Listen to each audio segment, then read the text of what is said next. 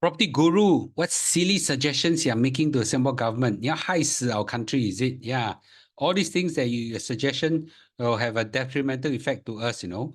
So, ladies and gentlemen, Property Guru has published a few suggestions that they suggest our government to do. I think they are very detrimental to our society at this juncture. But let's hear me out, okay, in the following slides. So the two main suggestions they're making is number one, they lower the 15-month waiting period for downgraders from condo or landed property to HDB. Okay. Second is that they suggest to remove, okay, or lower the ABSD, additional buyer stamp duty, for Singaporeans who are purchasing a second property, along with some other suggestions which I think are silly, but today I'm not go deep in them. But let's take a look at it. So the main two are that they suggest to reduce the 15-month waiting period for private home downgraders. Okay, downgraders. Now, the current policy is that the private property downgraders, they have to wait for 15 months because when they sell the flat, they have a ton of cash. When they slam dunk onto the HDB, it causes prices to spike up. Well, nowadays, even with the imposition of the 15-month wait, we see $1 million HDBs are still coming up, right? Right now, last month in January, there were 74, okay, $1 million HDB houses. You know, if you remove this thing, guess what will happen, right? Most likely, we're going to have a lot more, $1 million house, which is not just on a $1 million house. We'll see an overall property spike in HDB far worse than what we are seeing right now.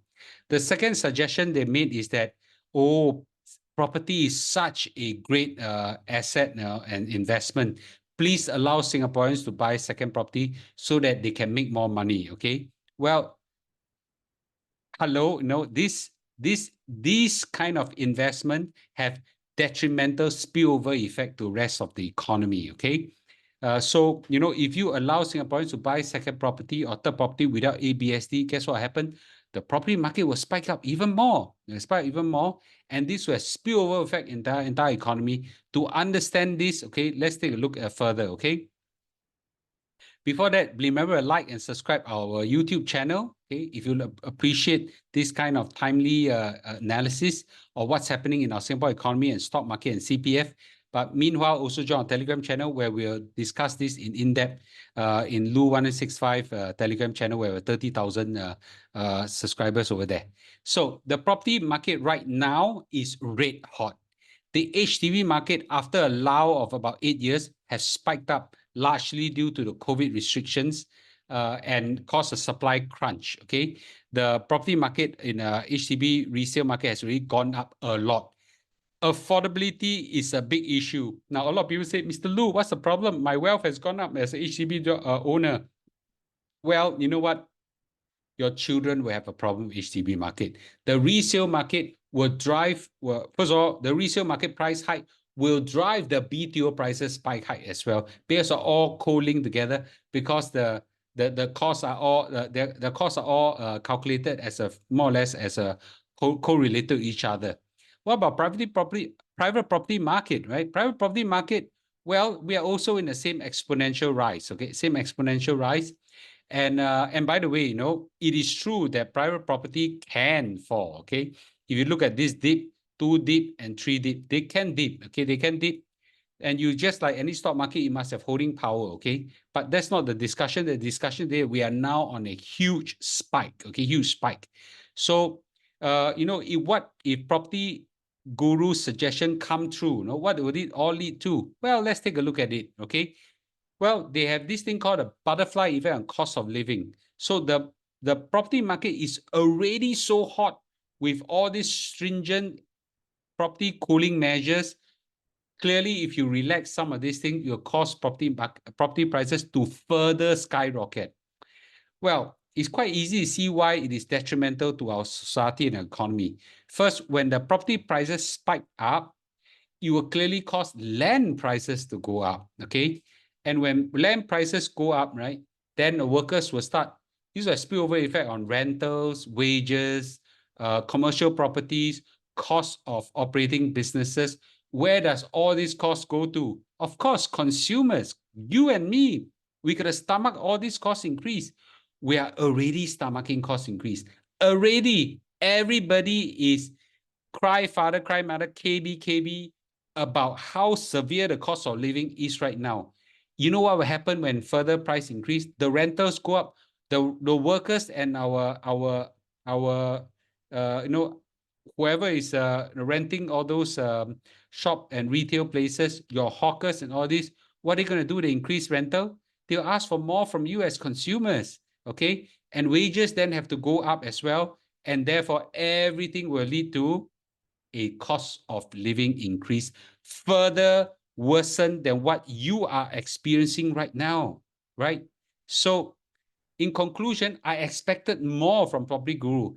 In my humble opinion, Property Guru is conflicted by offering this kind of suggestion in times like this. Okay, well, clearly right now the property transactions have dropped down a lot. Maybe their advertising revenue may have been impacted or not as good as they hope it to be. But you know what? These suggestions that they are making could be good and healthy in a property slum. Okay, but we are now experiencing the reverse, and this will worsen the property market condition, then spill over to all of us in our cost of living, as if you're not hit bad enough. So Property Guru, wrong suggestion at the wrong time, you know. So I expect you to be, I have higher expectation of you as a powerful listed company, so please exercise some thinking and care and some unbiasedness, and I expect you to do some self-reflection.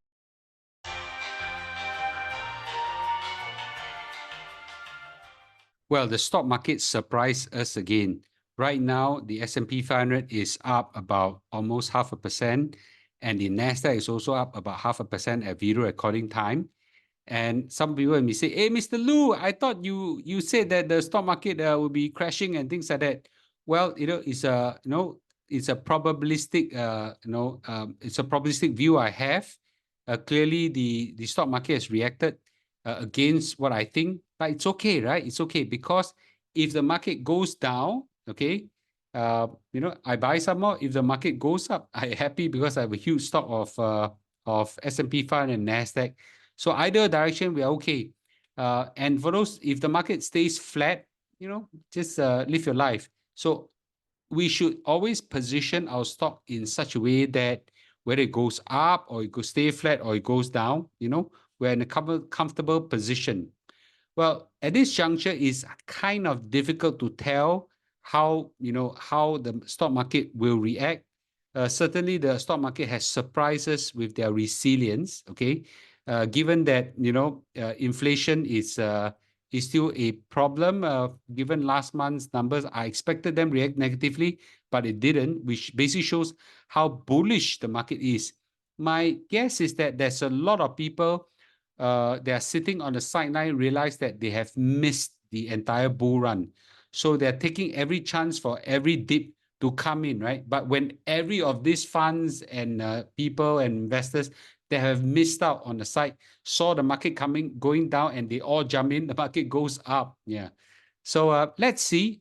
Hard to say. Let's see. I'm still on the view that there will be some softening of the market. But if didn't, we'll be happy, right? Well, if it does, I would probably do some nibbling of the S&P 500 to rebalance some of my stocks. Okay, so this is my view. Anyway, just to add on to whatever I shot just now on Property Guru. See you guys. Bye bye.